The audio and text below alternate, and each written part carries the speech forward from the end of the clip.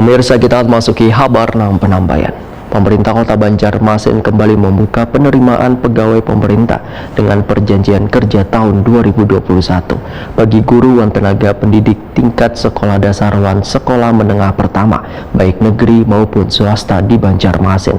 Sebelumnya sebanyak 530 guru dan tenaga pendidik di Banjarmasin pun sudah dinyatakan lulus tahap pertama pada September 2021 lalu. Pemirsa, berikut kabar selengkapnya.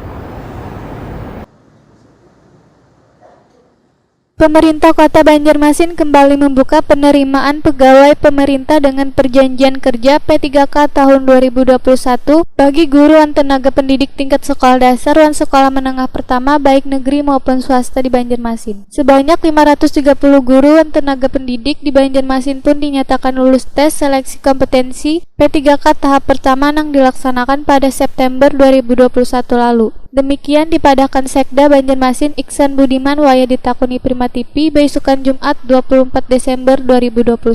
Menurut Iksan Budiman, ada sebanyak 1.339 formasi bagi guru dan tenaga pendidik yang dicari di Banjarmasin. Namun pada pengumuman kelulusan seleksi kompetensi P3K tahap 2 ternyata hanya sebanyak 809 peserta yang telah diumumkan dan mendapatkan keputusan dari pemerintah pusat. Dari jumlah yang dinyatakan lulus pada seleksi tahap pertama, sebagian besar merupakan guru SD sebanyak 443 orang, dan 86 orang sisanya merupakan guru SMP negeri. Proses usul pemberkasan NIP P3K guru, ujar Iksan Budiman, dimulai tanggal 24 Desember 2021 sampai dengan 10 Januari 2022.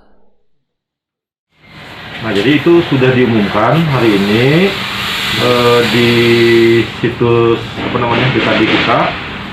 Kemudian nanti di situ juga ada pemberkasan dan itu perlu diperhatikan bahwa itu baru tahap pertama. Nanti akan muncul lagi tahap kedua. Nah, tahap pertama ini itu disampaikan berjumlah 530.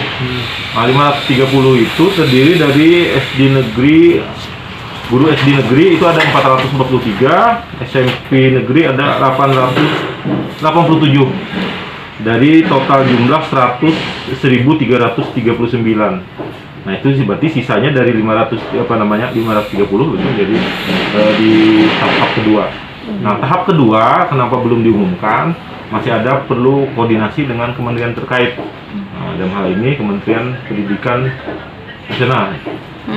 Untuk tahap kedua nanti berapa jumlahnya? Dari sisa 530 dari 1.339 yang hari ini sudah dikeluarkan 530. Iksan Budiman berharap guru honorer yang menjadi P3K ini sekadanya bisa meningkatkan kesejahteraan karena idealnya pendapatan guru di Banjarmasin khususnya bisa menerima sesuai upah minimum kota.